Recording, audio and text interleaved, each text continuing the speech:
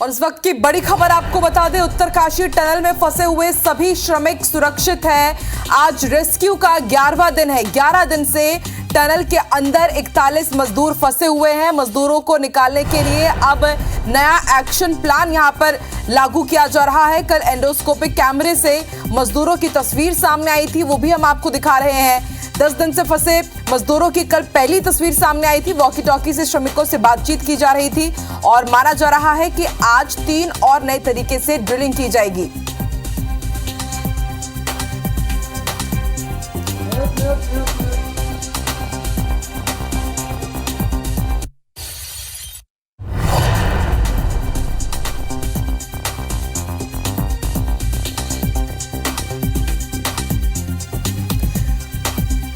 तो ये तस्वीरें हम आपको दिखा रहे हैं। उत्तरकाशी में टनल रेस्क्यू लगातार जारी है। आज 11वां दिन है और कल एक्सक्लूसिव तस्वीरें आपने IBC 24 पर सबसे पहले देखी कि किस तरह से एंडोस्कोपिक कैमरे के जरिए उनका हालचाल जाना गया। इस तरह उनसे बातचीत की गई और गिनती भी कराई गई कितने लोग हैं। ये सुखद तस्वीर सामने आई। थके हुए ये मजदूर, लेकिन इनके चेहरे में कहीं ना कहीं एक मुस्कान भी नजर आई, जो ये बयां कर रही थी कि हम सब सुरक्षित हैं। और इन्हें यही भरोसा दिलाया गया कि अभी आपके पास तक कैमरा पहुंच रहा है, भोजन पहुंच रहा है, लेकिन बहुत जल्द रेस्क्यू टीम भी आपके पास पहुंचेगी। आपको बता दें, टनल में 41 मजदूर फंसे हुए हैं। खिचड़ी, दलिया, ये सब चीजें एक पाइप के जरिए उन तक पहुंचाई जा रही है। एक्सपर्ट की निगरानी में रेस्क्यू जारी है। और अब देखिए, उनके परिवार वाले भी वहां पर पहुंचे हुए हैं। परिजनों से भी उन्होंने मुलाकात की बात की है पाइप के जरिए। हालांकि ये मुलाकात हुई है। जो अंदर मजदूर फंसे हुए हैं उनके परिवार वालों को बुलाया गया, क्योंकि हम सभी जानते हैं कि जब परिजन कहीं पर पहुंच जाते हैं तो काफी हमें और सपोर्ट मिलता है, मोटिवेशन मिलता है। और देखिए, उनके परिजनों को बुला करके पाइप के जरिए, एंडोस्कोपिक कैमरे के जरिए उनसे बात कराई गई, उनका हालचाल जाना गया है। तो कल एंडोस्कोपिक कैमरे से रेस्क्यू टीम ने उनसे बातचीत की थी। इस प्रोजेक्ट के जो मैनेजर्स थे उन्होंने उनसे बातचीत की। और अब देखिए, उत्तरकाशी टनल के पास जो मजदूर फंसे हुए हैं उनके परिजनों को भी पहुंचाया गया और उनसे बात कराई गई है।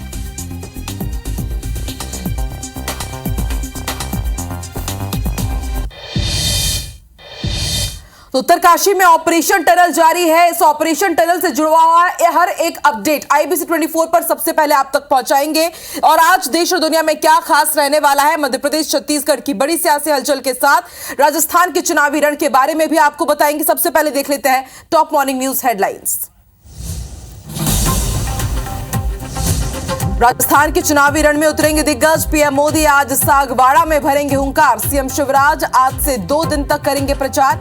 6 विधानसभाओं में होंगी जनसभाएं। मतगणना से पहले भोपाल में बीजेपी की बड़ी बैठक। प्रदेश कार्यालय में CM शिवराज और VD शर्मा समेत दिग्गजों ने किया मंथन। भिंड की अटेर विधानसभा के किशुपुरा में 47% हुआ मतदान। फर्जी वोटिंग का वीडियो वायरल होने के बाद चुनाव आयोग ने लिया था पुनर्मतदान का फैसला। खजुराहो में दिग्विजय सिंह के खिलाफ आचार संहिता उल्लंघन को लेकर FIR। बिना परमिशन थाने के सामने दिया था धरना। कांग्रेस प्रत्याशी विक्रम सिंह नाती राजा पर भी कार्रवाई। रायपुर में बढ़ते अपराध से SSP नाराज। CSP, DSP और थाना प्रभारियों की आपात बैठक लेकर लगाई क्लास। गश्त और पेट्रोलिंग बढ़ाने के निर्देश, कहा लापरवाही बर्दाश्त नहीं।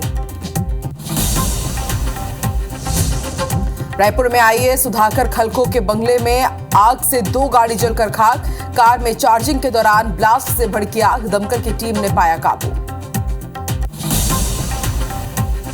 जबलपुर में भी आग का तांडव। फाइनेंस कंपनी के ऑफिस में लगी आग। गोहलपुर के फर्नीचर दुकान में भीषण आग लगने से लाखों का नुकसान।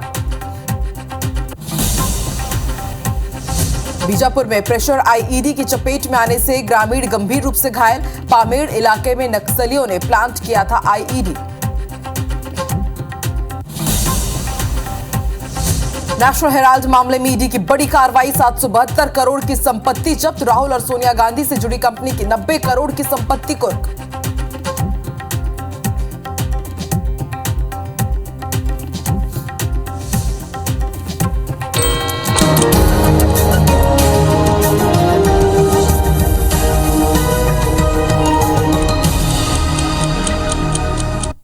और आइए हेडलाइंस के बाद अब नजर डालते हैं सुबह 7 बजे की 7 बड़ी खबरों पर।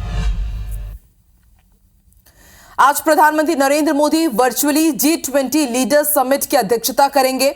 G20 समिट में 9 देश और 11 ऑर्गेनाइजेशन के प्रमुख शामिल होंगे। प्रधानमंत्री नरेंद्र मोदी इन्हें संबोधित करेंगे।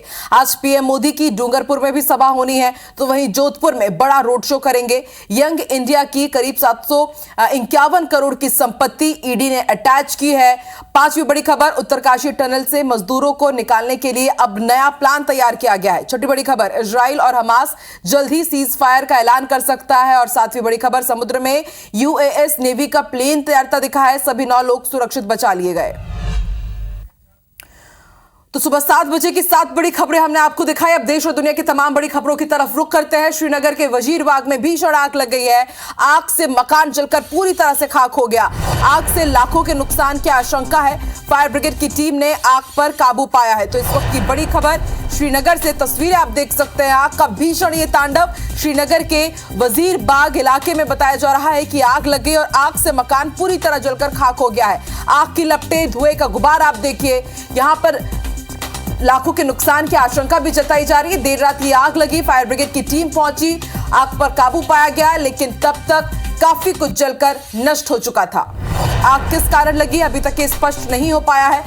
वजीरबाग में यह हादसा हुआ है। भीषण आग का तांडव यहां देखने को मिला।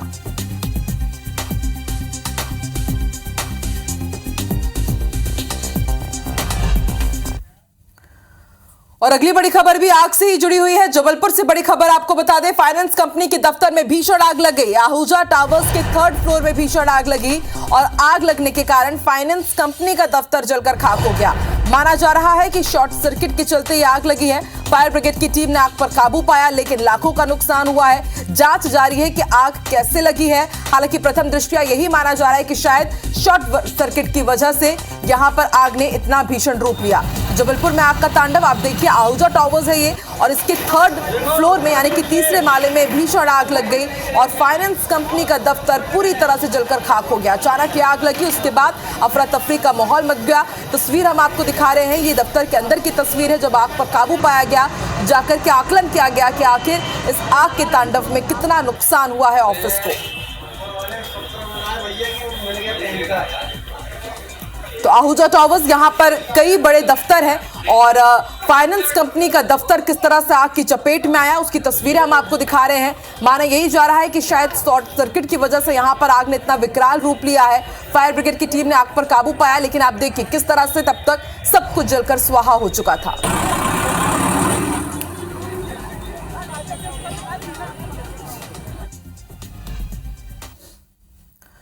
और अब आपको रायपुर से बड़ी खबर बता दें, आईएएस सुधाकर खलको के बंगले में भीषण आग लग गई। कार में चार्जिंग के दौरान ब्लास्ट हुआ और उसके बाद आग लग गई और इस कारण 4 कार और घर में लगा एसी जलकर पूरी तरह से खाक हो गया। परिवार कार चार्जिंग में लगाकर बाजार गया हुआ था। आईएएस खलको तेलंगाना चुनाव में ऑब्जर्वर भी बनाए गए हैं। दमकल की एक गाड़ी ने आग पर काबू पाया। गंज थाने के ऑफिसर्स कॉलोनी की यह घटना है। तो तस्वीरें आपके सामने, आप देखिए इलेक्ट्रॉनिक व्हीकल चार्ज किया जा रहा था।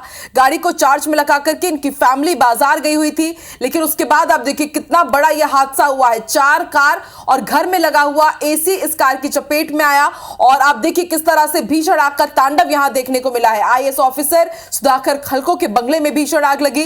दमकल की टीम पहुंची और तब जाकर के आग पर काबू पाया गया, लेकिन तब तक काफी देर हो चुकी थी। अब देखिए पूरी तरह से यह कार नष्ट हो चुकी है।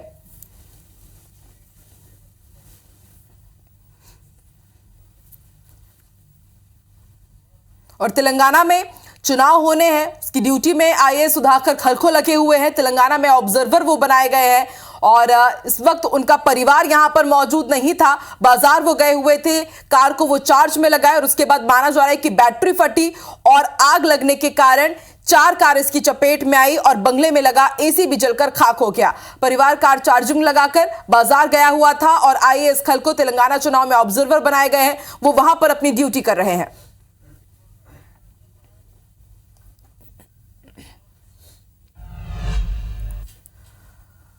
गुना के कोतवाली थाना क्षेत्र में बोहरा चौराहे पर हुई आगजनी मामले में नया मोड़ आया है। 15-16 नवंबर की दरमियानी रात को कपड़े के शोरूम में आग लग गई थी, जिसमें लाखों रुपए का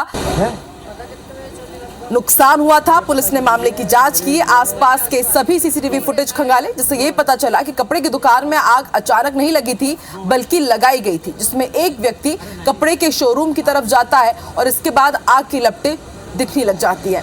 गुना एसपी ने इस बात की पुष्टि की है। पुलिस ने सीसीटीवी में दिखाई दे रहे व्यक्ति को गिरफ्तार कर लिया और उसे पूछताछ की जा रही है।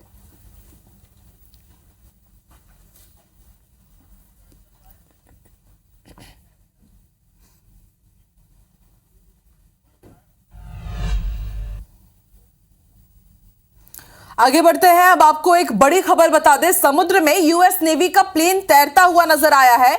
रनवे से फिसलकर प्लेन समुद्र में जा गिरा, लेकिन गनीमत रही कि प्लेन में सवार 9 लोग बचे हुए हैं, सुरक्षित हैं। उन्होंने जैसे तैसे तैरकर अपनी जान बचाई है।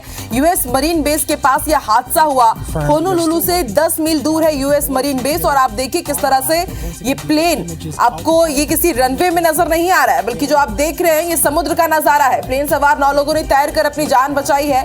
यूएस मरीन बेस के पास यह हादसा हुआ है। 9 लोग इसमें सवार थे। समुद्र में किस तरह से प्लेन गिरा है उसकी तस्वीर आप देख रहे हैं। तो एक बड़ा हादसा होते होते बचा है। यूएस नेवी का प्लेन देख पा रहे हैं जो कि समुद्र में तैरता हुआ नजर आया। बताया जा रहा है कि रनवे से यह फिसला और उसके बाद समुद्र में जा गिरा।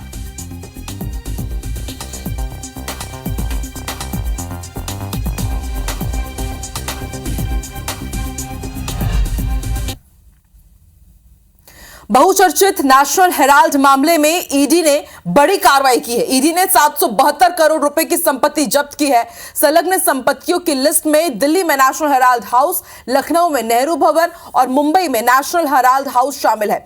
नेशनल हेराल्ड मामले की जांच के सिलसिले में ईडी ने यंग इंडियन, कांग्रेस नेता राहुल गांधी, सोनिया गांधी से जुड़ी कंपनी की 90 करोड़ रुपए की संपत्ति कुर्क की है। जांच एजेंसी ने बयान जारी कर कहा कि सोनिया गांधी, उनके बेटे राहुल गांधी और अध्यक्ष मल्लिकार्जुन खड़गे से पूछताछ की गई थी। उनके बयान दर्ज किए गए थे और इसी के आधार पर यह कार्रवाई की गई है। मामले में जेडीयू नेता राजीव रंजन प्रसाद ने कहा है कि यंग इंडियन के खिलाफ ईडी की कार्रवाई 5 राज्यों में संपन्न हो रहे चुनाव में हार के कगार पर खड़ी बीजेपी की हताशा और बौखलाहट दर्शाती है। वहीं कांग्रेस नेता उदित राज ने भी बीजेपी की इसे बौखलाहट बताया है।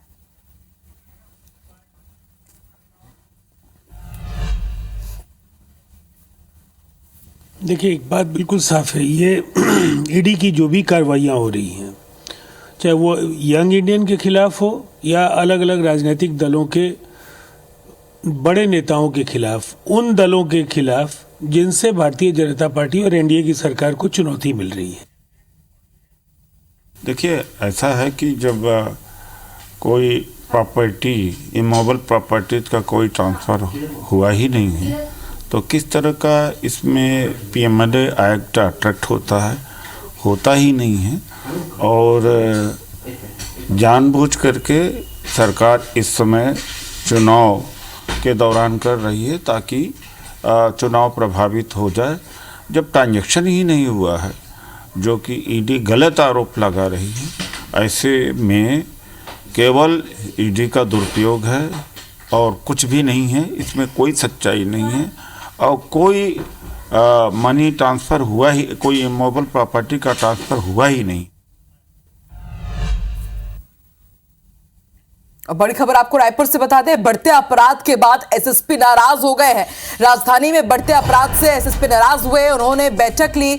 सीएसपी, डीएसपी और सभी टीआई की आपात बैठक बुला करके उन्होंने जमकर क्लास लगाई है और एसएसपी ने सभी थानेदारों को रात में गश्त बढ़ाने के निर्देश दिए हैं। संदिग्ध लोगों पर नजर कर कार्रवाई करने के भी निर्देश दिए गए हैं। माहौल बिगाड़ने वालों पर तत्काल कार्रवाई के निर्देश दिए गए। गुंडा या निगरानी बदमाश पर लगातार निगरानी की जाए, ये भी कल गाइडलाइन जारी की गई है। चेकिंग भी करने के लिए कहा गया। बदमाशों पर वैधानिक कार्रवाई करने के निर्देश दिए हैं। लापरवाही बर्दाश्त नहीं की जाएगी, यह एसएसपी ने कल सख्त लहजे में अपनी टीम से कहा है।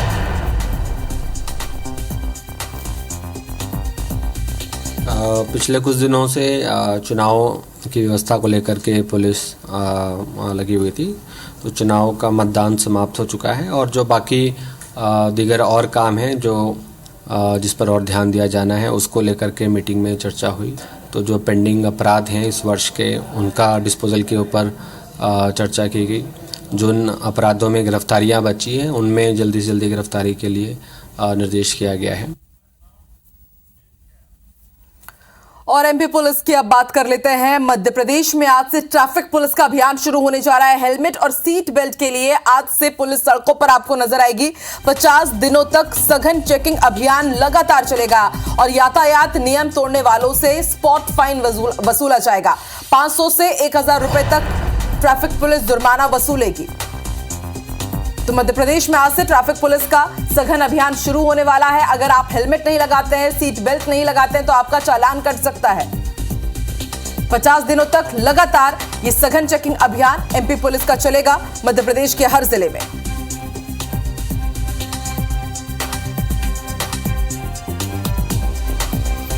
सीएम शिवराज सिंह चौहान आज से राजस्थान के दौरे पर रहेंगे। अगले 2 दिनों तक राजस्थान दौरे पर सीएम शिवराज सिंह चौहान ताबड़तोड़ चुनावी प्रचार करेंगे और माना यह भी जा रहा है कि राजस्थान की 6 विधानसभाओं में उनकी चुनावी सभा होगी। अलग अलग विधानसभा क्षेत्रों में बीजेपी प्रत्याशी के पक्ष में माहौल बनाएंगे, उनके लिए प्रचार करेंगे। तो 2 दिनों तक राजस्थान में प्रचार की कमान संभालने वाले हैं सीएम शिवराज सिंह चौहान। मध्य प्रदेश में 17 नवंबर को चुनाव संपन्न हो चुके हैं। सभी को इंतजार है 3 दिसंबर का जब रिजल्ट सामने होंगे, लेकिन उससे पहले अब सीएम शिवराज सिंह चौहान को राजस्थान की भी जिम्मेदारी सौंपी गई है। आपको बता दें, राजस्थान में बीजेपी के स्टार प्रचारकों की लिस्ट में सीएम शिवराज सिंह चौहान का भी नाम शामिल है और आज से वो 2 दिनों तक राजस्थान में रहेंगे, ताबड़तोड़ चुनावी सभाओं को संबोधित करेंगे।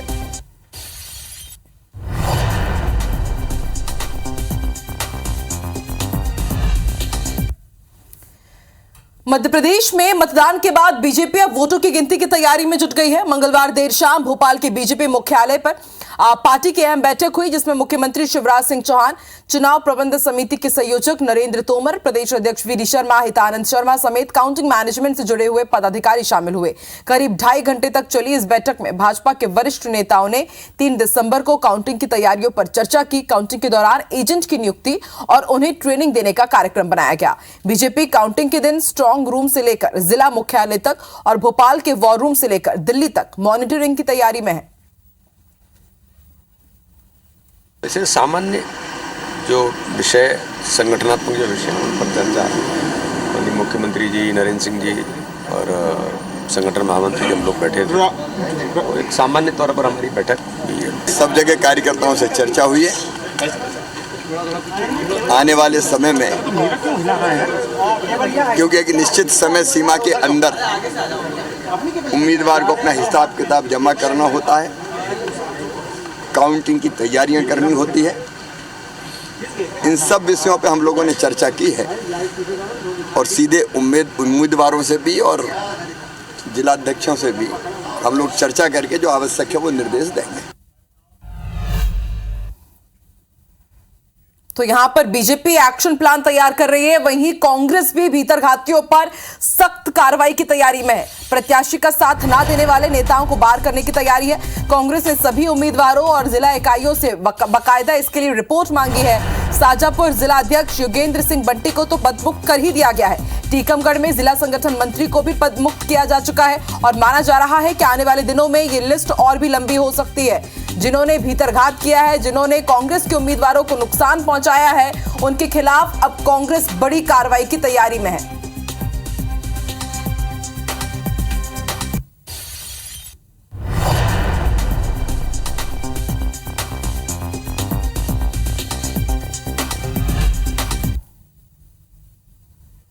वहीं छत्तीसगढ़ में भी बीजेपी कुछ इसी तरह का एक्शन प्लान में है। चुनाव खत्म होने के बाद भारतीय जनता पार्टी के प्रत्याशी भीतरघातियों की शिकायत कर रहे हैं। भाजपा के चुनाव प्रभारी, प्रदेश संगठन महामंत्री और प्रदेश अध्यक्ष के पास कई प्रत्याशियों के नामजद लिखित में शिकायत भेजी गई है। दरसीवा, रायपुर ग्रामीण, आरंग और राजिम विधानसभा में सबसे ज्यादा शिकायत मिली। वहीं रायपुर उत्तर के पूर्व विधायक पर तो एक बागी प्रत्याशी को खड़ा किए जाने का आरोप तक लगा है। इस पर बीजेपी प्रदेश अध्यक्ष अरुण साव का कहना है कि फिलहाल ये विचाराधीन है, जैसे ही जिलों से रिपोर्ट आएगी हम कार्रवाई करेंगे। इधर कांग्रेस ने भीतरघातियों के खिलाफ अभी से एक्शन लेना शुरू कर दिया है। इस पर आबकारी मंत्री कवासी लखमा ने कहा कि हमने तो कार्रवाई शुरू कर दी है, लेकिन भारतीय जनता पार्टी एक्शन लेने में डर रही है। देखिए, कांग्रेस तो जनता से डरी हुई थी। हम लगातार इस बात को कह रहे थे कि जनता का ये सामना नहीं कर पा रहे हैं।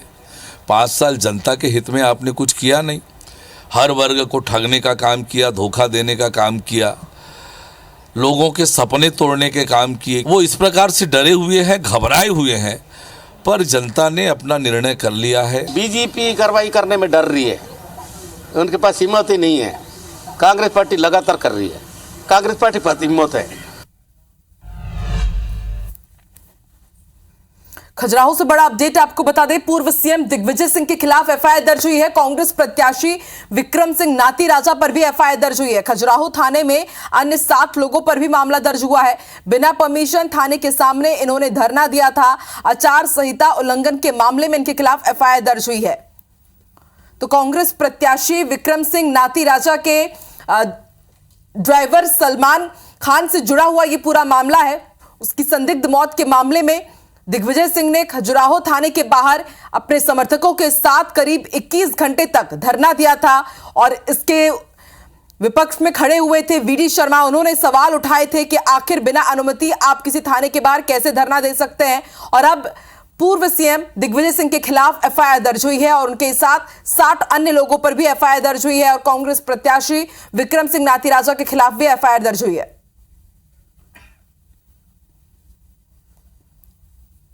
आपको इंदौर लिए चलते हैं। यहां पर युवकों का डांस आपको दिखाते हैं, जिसे कानून के ऊपर कई सवाल खड़े हो रहे हैं। कानून को ताक पर रखकर युवकों ने डांस किया है, तलवार लहरा रहे हैं और युवक डांस कर रहे हैं। युवकों का वीडियो वायरल हो रहा है। तस्वीरें आप देखिए, जूनी इलाके का एक ये वीडियो वायरल हो रहा है। बताया जा रहा है कि घर में इस तरह से नाच गाना किया गया। साहिल और ऋषि बताया जा रहा है युवक का नाम।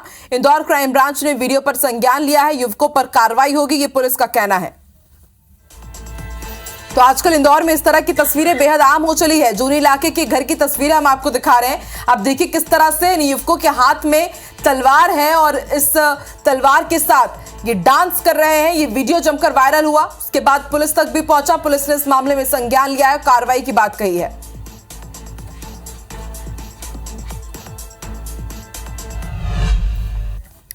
और अंबिकापुर से बड़ी खबर मिल रही है। एक्सीडेंट से जुड़ी हुई बस और कार में जोरदार भिड़ंत हुई है। हादसे में कार सवार युवक की मौत हुई है। 3 गंभीर रूप से घायल बताए जा रहे हैं। टक्कर के बाद बस पलट गई, कार के पर खच्चे उड़ गए। हादसे में बस सवार सभी यात्री सुरक्षित हैं। उदयपुर थाने के अलकापुरी मोड़ पर यह दर्दनाक हादसा हुआ है।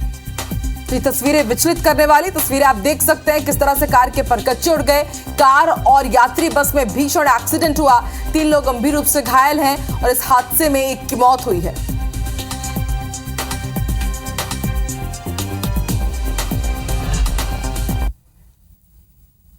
और साथ की बड़ी बात, मॉर्निंग प्राइम में फिलहाल इतना ही। आगे देखिए छत्तीसगढ़ी भाषा का नंबर 1 बुलेटिन हमर बानी हमर गोठ रचना नितेश के साथ। मुझे दीजिए इजाजत, नमस्कार।